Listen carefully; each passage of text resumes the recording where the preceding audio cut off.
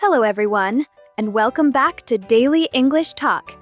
I am Cindy, and today I am wearing something a little different. I have on a scarf, striped deep red and gold, and I may have put it on specifically for this episode.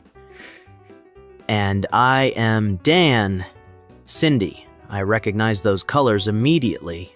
Are we going somewhere magical today? We are going somewhere very magical. Today's topic is the world of Harry Potter, and specifically, the four houses of Hogwarts School of Witchcraft and Wizardry. I have been looking forward to this one. As a chef, I think of the four houses a little like the four key elements of a great dish. Each one essential, each one distinct, and the magic only happens when you understand what each one brings. I love that framing. Now, why are we doing a Harry Potter episode on an English learning podcast? Because here's the thing. Harry Potter is one of the most globally shared stories of the last 30 years. Millions of people around the world grew up with these books and films, and the language of Harry Potter, the houses, the characters, the values, has become a genuine part of everyday English conversation. If someone at work says, "Oh, you are such a Hufflepuff," you need to know what that means. It's cultural fluency, not just vocabulary. Exactly. And on top of that, talking about which house you belong to is one of the most natural, engaging ways to describe personality in English. So we're going to teach you personality vocabulary through a world you probably already love. If you are brand new to our show, welcome. I am Dan, a French restaurant chef, early bird, and guitarist in a rock band. And Cindy is a marketing specialist, night owl, mystery novelist, and devoted companion to a cat named Luna. Luna, by the way, is very much a Slytherin. Beautiful, calculating, always gets what she wants. Perfect. Before we enter the castle, please subscribe and give us a like. It helps other English learners find our show. Now, let's get sorted. For anyone who isn't deeply familiar with the Harry Potter world, here's the setup. Hogwarts is a school of magic, and when students arrive for the first time, they are sorted into one of four houses. Each house has its own values, its own personality, its own culture, and the house you belong to says something meaningful about who you are. So think of it less like a school club and more like a personality profile. Which one are you? Let's go through all four. First, Gryffindor. Their symbol is the lion, their colors are scarlet and gold, which is, yes, what I am wearing today. Gryffindor values bravery, nerve, courage, and chivalry. These are the people who run toward danger rather than away from it. The heroes, the ones who speak up even when it's hard. Famous Gryffindors include Harry Potter himself, Hermione Granger, and Ron Weasley. The whole main trio. In the real world, Gryffindors are the people who take risks, advocate for others, and lead from the front, even when they're terrified. Second, Hufflepuff. Symbol is the badger, colors are yellow and black. Hufflepuff values hard work, patience, loyalty, fairness, and dedication. They are often described as the kindest house, the ones who stay loyal through everything, who do the quiet, unglamorous work without expecting recognition. Hufflepuffs are underrated in the story, and I think they're underrated in real life too. Reliability and loyalty are extraordinary qualities. You know who a Hufflepuff is? The colleague who always comes through, the friend who shows up when you are having a hard time and just stays. Third, Ravenclaw. Symbol is the eagle, colors are blue and bronze. Ravenclaw values intelligence, wisdom, creativity, curiosity, and wit. These are the thinkers, the readers, the problem solvers. They love knowledge for its own sake, not just to pass a test, but because learning itself is exciting. And it's important to note, Ravenclaw intelligence isn't just academic. It includes artistic intelligence, creative intelligence, lateral thinking. Some of the most imaginative characters in the series are Ravenclaws. And finally, Slytherin. Symbol is the serpent, colors are green and silver. Slytherin values ambition, resourcefulness, cunning, self-preservation, and leadership.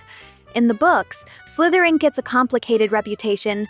Many of the villains come from this house, but that's an oversimplification. A true Slytherin is someone who knows what they want, makes a plan to get it, and is clever enough to navigate obstacles. In the real world, Slytherin traits are behind a lot of extraordinary achievements. CEOs, entrepreneurs, people who change systems from the inside. Every house has a shadow side. Gryffindors can be reckless, Hufflepuffs can avoid confrontation, Ravenclaws can be arrogant, Slytherins can be ruthless. The point isn't that one house is better, it's that every set of values taken too far becomes a weakness. All right, the moment of truth. Cindy, which house are you? So I've thought about this a lot, and I keep coming back to Ravenclaw. My whole life revolves around thinking, creating, and learning. I am a night owl who loses track of time reading research for my novels. I get genuinely excited about ideas, not just useful ones, but interesting ones. I once spent an entire weekend reading about the history of poisoning for a mystery novel I was writing, and I enjoyed every second of it. That is very Ravenclaw. Also slightly concerning. It was research, Dan. What about you?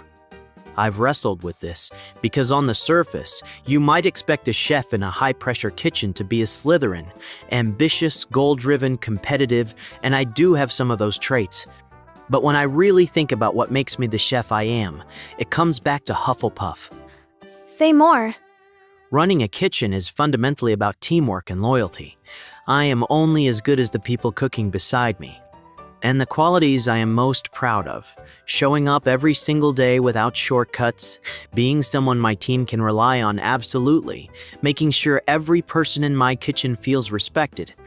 Those are Hufflepuff values through and through. And wasn't there something in the books about Hufflepuff being right next to the kitchens at Hogwarts? The Hufflepuff common room is located near the kitchens, the warmest, most welcoming part of the castle, always smelling of good food. I genuinely cannot think of a more perfect metaphor for where I want to be. You were sorted before you even opened the book. Let's talk about characters, because this is where it gets really interesting for English learning. The Harry Potter characters are extraordinary case studies in how to describe personality. Dan, who is your favorite character? Without any hesitation, Neville Longbottom. Interesting choice. Tell me why. Because Neville's story is about the most human kind of courage. Not the dramatic, born hero courage of someone like Harry, but the slow, painful, hard-won courage of someone who was afraid and clumsy and underestimated for years, and who grew into his strength anyway. He doesn't become brave by losing his fear. He becomes brave by deciding his values matter more than his fear. That is a beautiful way to put it. In the kitchen, I work with young chefs who are terrified of making mistakes. And I always think of Neville. You are not defined by where you start. You are defined by the direction you choose to keep moving in. As someone who plays guitar in a rock band, I also just love the underdog who turns out to have been remarkable all along. My favorite character has always been Hermione Granger, and I want to say something that goes a little beyond the obvious answer of, she's the smartest. Go on. What I love about Hermione is that her intelligence is always in service of something. She doesn't collect knowledge to show off. She studies obsessively because she genuinely believes that being prepared is how you protect the people you love. That kind of purposeful, relentless preparation, I find that deeply admirable. And as a novelist who over-researches everything and keeps 3 notebooks open simultaneously, I find her extremely relatable. The library scene in every single book. Every single time she has already read the book, she has already taken notes on the book, she has probably written a 12-page essay summarizing the book. That is my spirit animal. I also want to mention one more character, because I think he's underappreciated. Professor Dumbledore. Not for the usual reasons, not for his power or his wisdom, but for one specific quality. His ability to see potential in people that they cannot yet see in themselves. He does that with Harry, with Neville, even with Snape. That capacity to look at someone and believe in a version of them they haven't become yet. I think that's one of the rarest and most valuable human qualities. That's the quality of a great teacher. And honestly, that's what we try to do here too. Believe in your English abilities before you fully believe in them yourself. Let's go through our vocabulary. 12 words and phrases, all useful for describing personality, character, and human strengths. Listen and repeat.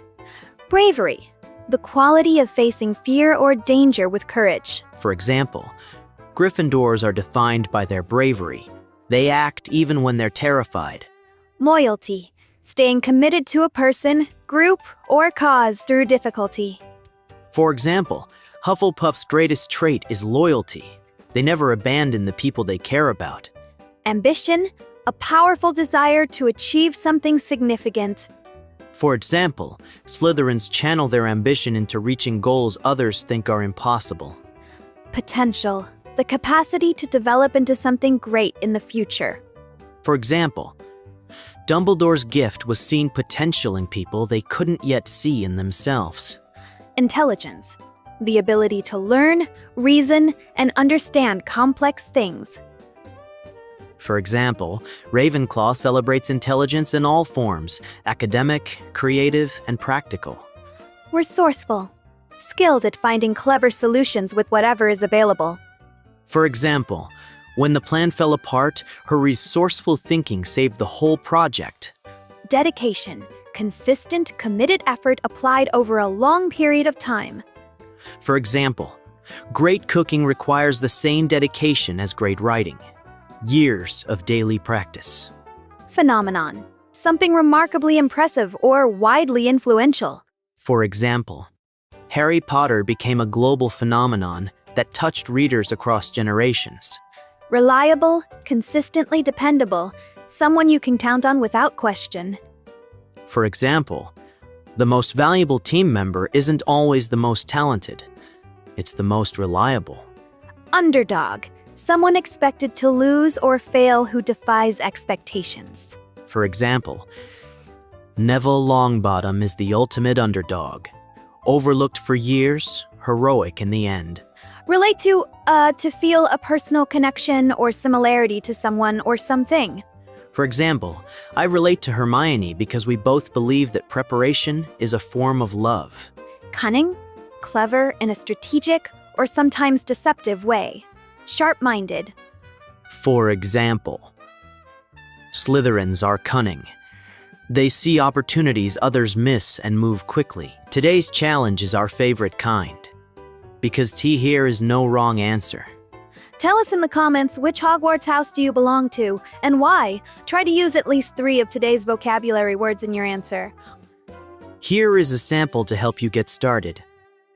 I think I am a Hufflepuff because I value loyalty and dedication above everything else. I am reliable. My friends know they can count on me.